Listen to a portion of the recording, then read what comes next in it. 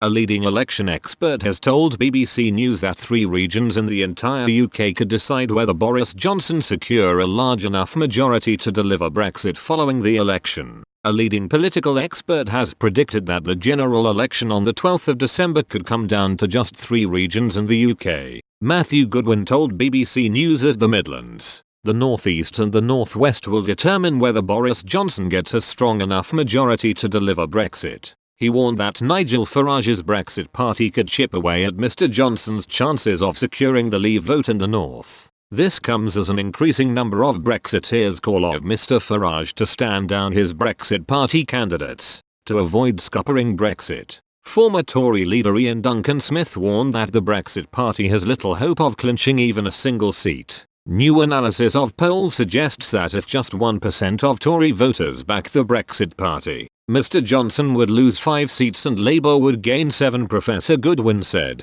If the Brexit party do stand 500 or 600 candidates and poll between 8 and 9% of the vote, that will jeopardise Boris' chances of achieving a big majority, a majority he needs to deliver Brexit. He continued, interestingly, over this weekend, we have had a series of polls that have put Farage and the Brexit party at a lower 6% of the share of the vote. But even then, in marginal seats that would be a problem for the Conservative Party. This question of whether there is going to be some kind of informal deal between the Brexit Party and the Conservatives will probably still roll on until the final few days of the election. The leading academic from Kent University pointed to the so-called Red Wall in the North as a decisive block of voters. He said the constituencies that were Labour strongholds but overwhelmingly backed Brexit were huge targets for Boris Johnson's election strategy. Professor Goodwin said, for Boris Johnson, it's deeply problematic if the Brexit party run there. To offset any losses in more Remain areas in the country,